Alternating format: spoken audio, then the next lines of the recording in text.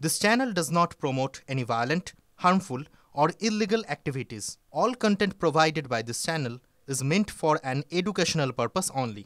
বিদ্যুৎস্পৃষ্ট হয়ে নয়, খেজুরিতে খুন হয়েছেন দুই বিজেপি কর্মী। প্রশ্ন উঠছে এসএসকেএমে করা ময়না তদন্ত রিপোর্ট নিয়ে। ময়না তদন্তের রিপোর্ট দেখে ক্ষুব্ধ কলকাতা হাইকোর্ট। মেদিনীপুর মেডিকেলের ময়না তদন্তের রিপোর্ট বদলে গেল এসএসকেএমে। প্রথম রিপোর্টে বিদ্যুৎস্পৃষ্ট হয়ে মৃত্যুর উল্লেখ, দ্বিতীয় রিপোর্টে দেহে আঘাতের চিহ্ন। ক্ষুব্ধ বিচারপতি। ময়না তদন্তকারী চিকিৎসক ও তদন্তকারী আধিকারিকদের ভূমিকা নিয়ে প্রশ্ন তুলেছেন তিনি। প্রয়োজনে পদক্ষেপ করতে হবে মন্তব্য বিচারপতির। দ্বিতীয় ময়না তদন্তের রিপোর্ট আসার আগে টাকার টোপ, টাকা দিয়ে অভিযোগ তুলে নিতে চাপ। তৃণমূলের বিরুদ্ধে বিস্ফোরক অভিযোগ খেজুরির দুই পরিবারের। সুজিত দাস ও সুধীর পাইককে পরিকল্পিতভাবে খুনের অভিযোগে অনড় পরিবার। পুলিশ খুনিদের গ্রেপ্তার করছে না বলেও অভিযোগ করছেন তারা। পরিকল্পিতভাবে খুন করা হয়েছে এইটা, আর এতে তো পুলিশ আইনি কিছু ব্যবস্থা করেনি এতদিন। এটা পুলিশ টাকা খেয়ে ধামাচাপা দেওয়ার চেষ্টা করেছে এবং পুলিশ খুনিদের সঙ্গে হাত মিলিয়ে চলছে, অবধি তাদের গ্রেপ্তার করছে না। এবং টিএমসি পার্টির ব্লক সভাপতি শম্ভুদেব দাস আমাদের বাড়িতে কারেন্ট অফিস থেকে লোক পাঠিয়ে দেয়, দিয়ে বলে কারেন্টে মরেছে, এই কাগজটা একটা সই করে দাও, 3 লক্ষ টাকা পাবেন। এইরকমও চেষ্টা চালাচ্ছে ওরা, খুনটাকে মানে যেতে চাপা দেওয়া যায়, অনেক চেষ্টা করছে ওরা। দুই সনাতনীকে মহরম কমিটিতে হত্যা করা হয়েছিল ওই অনুষ্ঠানে। আমরা এটা নিয়ে বারে বারে প্রশাসনকে জানিয়েও কোনো লাভ হয়নি। এখানকার স্থানীয় প্রশাসন তৃণমূল কংগ্রেসের মদতে এই রিপোর্টটাকে যাতে বানচাল করা যায়, একদম নিজ স্তরে ডাক্তারদের দিয়ে ফলস রিপোর্ট দিয়ে দিয়েছে ইলেকট্রিক শর্ট বলে। কিন্তু গতকাল হাইকোর্টের তত্ত্বাবধানে এসএসকেএম রিপোর্ট, এসএসকেএম হাসপাতাল যে রিপোর্ট দিয়েছে সেটাতে স্পষ্ট দুই সনাতনীকে ভারী কোনো কিছু দিয়ে আঘাত করে হত্যা করা হয়েছে।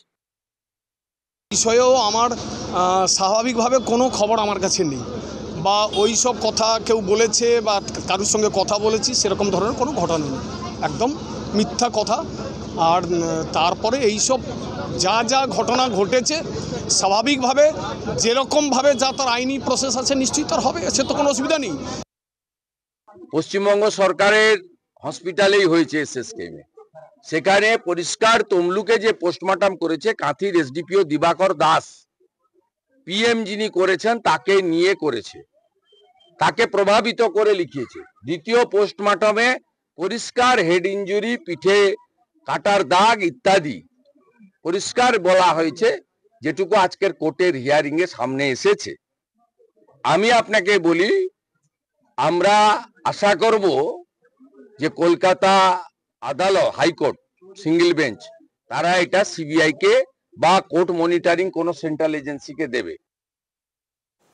ট্রেড লাইসেন্স, ফায়ার লাইসেন্স ছাড়াই চলছে পেট্রোল পাম্প। জমি জটের কারণে লাইসেন্স ছাড়াই চলছে পেট্রোল পাম্প, এমনই ছবি এগরায়। লাইসেন্স না থাকার কথা স্বীকারও করে নিয়েছেন খোদ পেট্রোল পাম্পের ম্যানেজার। পাম্প কর্তৃপক্ষকে নোটিশ এগরা পুরসভা। 15 দিনের মধ্যে জবাব না পেলে পাম্পের লাইসেন্স বাতিলের দাবি জানিয়ে চিঠি দেবে পুরসভা। হুঁশিয়ারি এগরা পুরসভার চেয়ারম্যান স্বপন নায়কের। সুপ্রিম কোর্টে চাকরি বাতিলের রায় পুনর্বিবেচনার আর্জি খারিজের পর পরবর্তী পদক্ষেপ কি? আন্দোলনেই থাকতে চাইছেন চাকরিহারাদের একাংশ। নতুন করে আইনি পথের খোঁজে আর এক পক্ষ। নতুন করে ফের পরীক্ষায় বসার তোড়জোড় শুরু করেছেন অনেকে।